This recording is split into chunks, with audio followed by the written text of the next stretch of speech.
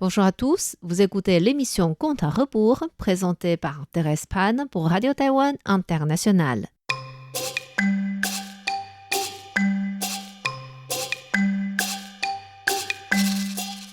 La semaine dernière, nous avons vu un jeune bandit s'appelant Chen Liang, à qui Qi Gong donna rendez-vous sous le lit, arriva vraiment sous le lit de quelqu'un qu'il considérait méchant et voulait tuer.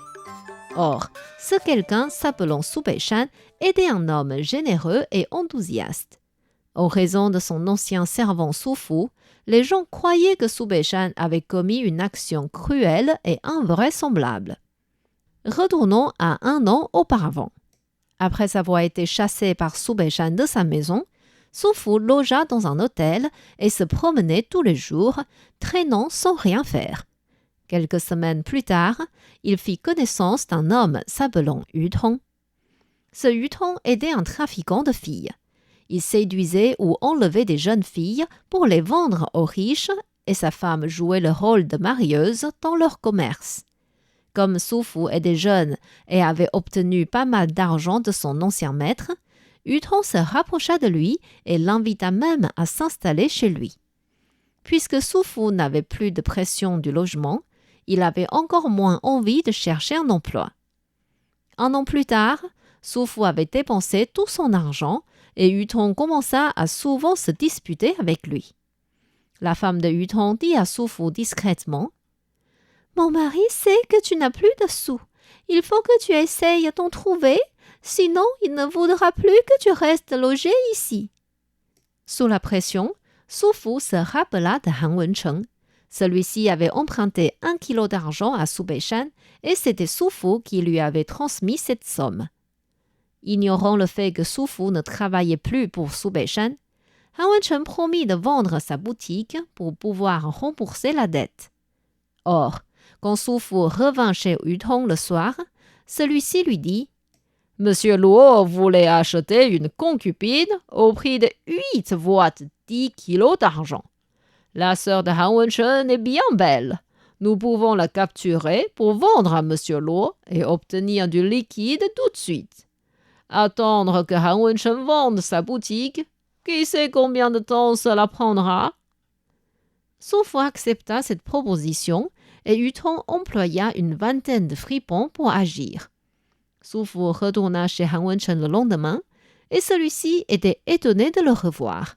Il lui dit « Monsieur, je vous ai dit hier que je vous rendrai de l'argent dès que j'aurai vendu ma boutique. Pourquoi revenez-vous déjà ?»« Mon maître a dit qu'il ne veut pas attendre. Puisque vous n'avez pas d'argent, nous allons prendre votre sœur en revanche. » Et les fripons entrèrent dans la maison, forçant mademoiselle Han à sortir et la renfermèrent dans un palanquin.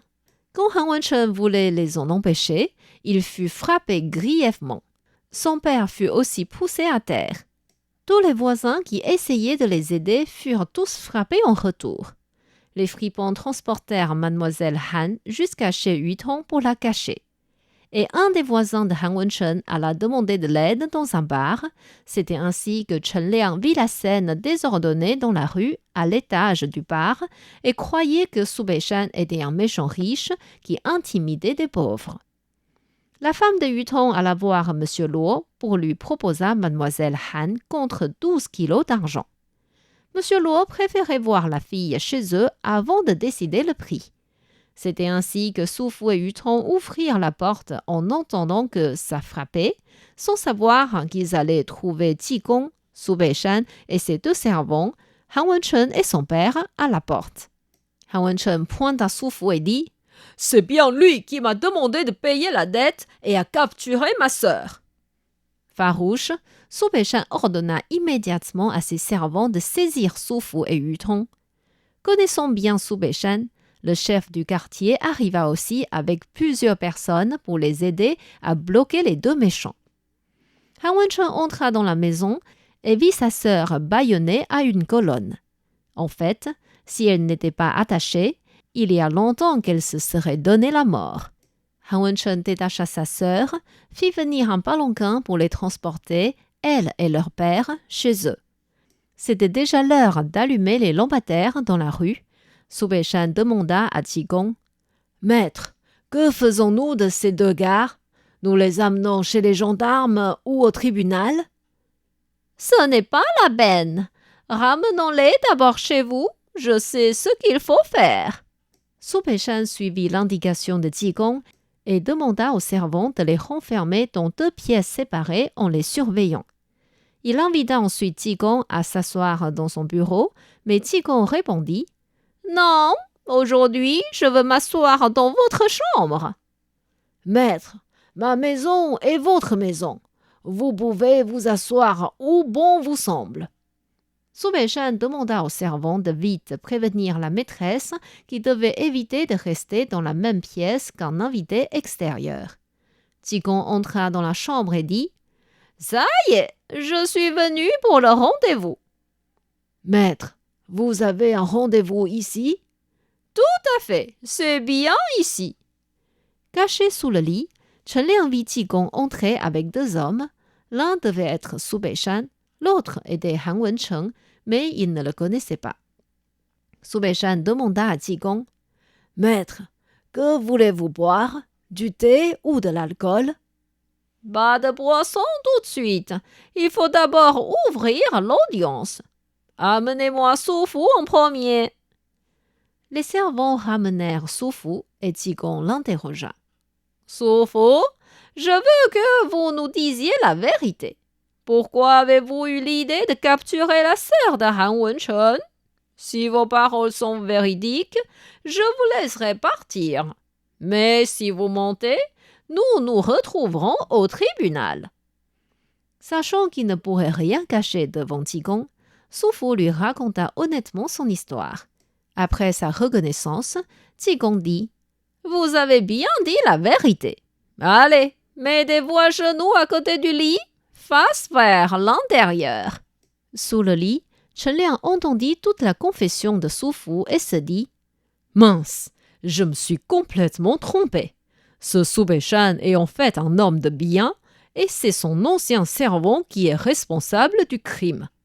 Heureusement que Qigong est venu, sans quoi j'allais tuer des innocents. » Qigong dit « Je veux que vous voyiez clairement comment il est et lui donniez des récompenses adéquates. Quelle audace de vouloir ôter la vie des gens sans vérifier avant. Savez-vous reconnaître votre tort? » Bien confus, Su Beishan demanda « Maître, à qui parlez-vous? »« Cela ne vous regarde pas. J'ai ma propre raison. Allez, amenez-moi Yutong. » Les servants firent entrer Yutong dans la chambre et Qigong l'interrogea. « Croyez-vous que personne ne sait ce que vous avez fait? Avouez vite la vérité, sinon nous vous enverrons au tribunal. »« Maître, ce n'est pas mon problème. C'est Su Fu qui voulait faire un recouvrement de créances à Han Wencheng. »« Mais qui lui a proposé de s'adonner au trafic de filles?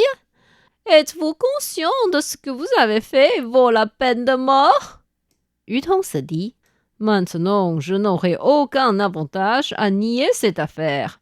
Autant tout reconnaître et supplier le moine d'épargner ma vie. » Par conséquent, Yutong reconnut aussi ses fautes. Qigong fit un signe de tête et dit « C'est bien, mettez-vous à genoux à côté du lit, face vers l'intérieur. Rappelez-vous de son visage. » Chen Liang se dit « Cette parole est pour moi. Mais est-ce que Qigong sait que je suis sous le lit? » « Bien sûr que je sais, sinon je ne serais pas venu ici. » Su Beishan retint son envie de demander encore à qui Qigong parlait et ordonna à ses servants de servir de l'alcool à ses invités. Il dit à Han Wencheng « Mon frère, maintenant vous pouvez être certain, je ne ferai jamais de chose qui blessera votre famille. Je suis désolé de vous avoir mal compris. Que le passé soit passé. » Su Beishan dit à Qigong « Maître, merci de m'avoir aidé à régler le problème. Je vous sers un verre. »« Non, le problème n'est pas encore réglé. »« Comment ça? »« Il y a une odeur de voleur dans votre chambre. »« Où ça? »« Sous le lit. » Terrifié, Chen Liang serra son couteau en attendant d'être dévoilé. Lorsque les servants soulevèrent le lit, Chen Liang rebondit immédiatement, leur donna des coups de pied pour les empêcher de s'approcher et se sauva rapidement de la chambre. Dans le désordre, il perdit son couteau. Étant doué en arts martiaux, il monta sur les toits dans l'obscurité et attendit que les servants abandonnent leur poursuite. Le lendemain matin, Su Beishan voulait envoyer les 2 criminels au tribunal, mais Qigong lui dit « Ce n'est pas la peine. Puisqu'ils nous ont suppliés, nous allons leur donner une chance de se convertir. Laissons-les partir. » À ce moment-là, Chen Liang était en train d'attendre Qigong derrière un arbre près de la porte de chez Su Beishan. En voyant Su Fu sortir, il se dit « C'est donc à cause de vous que je me suis mis en danger. Je vais vous donner une leçon. » Chen Liang s'avança et donna des coups de poing à cet ancien servant de Su Beishan. Peu de temps après, Yu Tong sortit aussi et Chen Liang changea de but. Su Fu profita de cette occasion pour vite partir sans comprendre pourquoi cet homme inconnu le frappait. Et c'est seulement quand un passant intervint que Chen Liang arrêta de frapper Yu Tong. Celui-ci se gratta la tête sans comprendre d'où venait ce malheur et retourna vite chez lui. Ces 2 hommes reçurent ainsi leur récompense, mais que passera-t-il pour Chen Liang? Est-ce que Qigong va vraiment le prendre comme disciple? Je vous invite à revenir la semaine prochaine pour la suite de l'histoire. C'était Conte à rebours présenté par Thérèse Pan sur les ondes de RTI.